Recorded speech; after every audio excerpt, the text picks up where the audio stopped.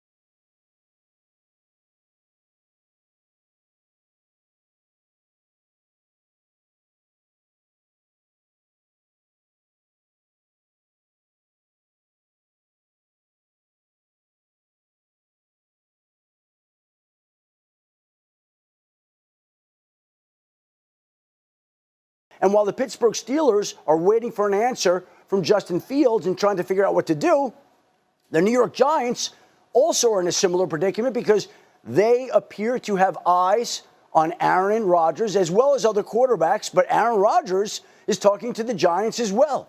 So does Aaron Rodgers go to New York again, stay in the same house that he's lived in, just have a different type of commute to the Giants training facility instead of the Jets training facility? Or does he opt for Pittsburgh in the event that that option even becomes available? So you have the Giants and Steelers waiting to fill jobs. Seattle obviously needs a quarterback. A lot of people believe Sam Darnold ultimately will wind up there, though they can't talk to him until afternoon today. The Indianapolis Colts are talking with or expected to be interested in Daniel Jones, the Vikings quarterback who Minnesota would like to bring back. Kirk Cousins is out there, and Atlanta has refused to move off of him right now. We'll see if the Falcons can be enticed to either trade or release him, which so far they said they're not willing to do. A lot of quarterback questions, and after a crazy day yesterday, Greeny, quarterbacks will be the most notable moves that we are expected to get today.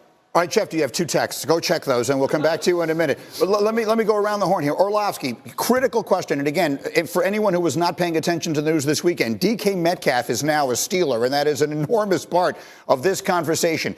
The Steelers are not in looking for a long-term rebuild. First of all, they never do. Second of all, this is a team that has been, hovering around the periphery of the playoffs and want to win a championship. Of the quarterback options at their disposal, Dan, which one gives them the best chance to compete for a title this year? Sam Darnold. If I were the Pittsburgh Steelers, that would be target number 1. And if I was Sam Darnold, I would want to go to the Pittsburgh Steelers. Ever since that DK Metcalf trade has happened, this has become the number 1 destination for the free agent quarterbacks, and it starts with Sam Darnold. Remember last year, the outstanding year in Minnesota, throwing to guys like Justin Jefferson, Jordan Addison, and TJ Hawkinson. Plenty of weapons. That's now what Pittsburgh has. DK Metcalf, if they keep George Pickens, that's a huge part of this. Pat Freiermuth, I would want as a quarterback to throw to those guys. Offensive line in Pittsburgh, not good. It's got to get better. The run game, not good. It's got to get better. Imagine as a defense, you got to look at George Pickens and then DK Metcalf. No, I'm not playing those guys one-on-one consistently. That helps the run game, helps the quarterback play. So I think that transforms Pittsburgh's offense. I would want Sam Darnold. Here's the fascinating thing for me, Greeny, when it comes to this, and hearing Shefty talk about it and lay it out. It really is right now going to become a bidding war between the Steelers and the Giants. Because if you're the Steelers, there's no way that you're just banking on Sam or Justin. Everyone's saying Sam's going to go to Seattle, Justin might go to the Jets.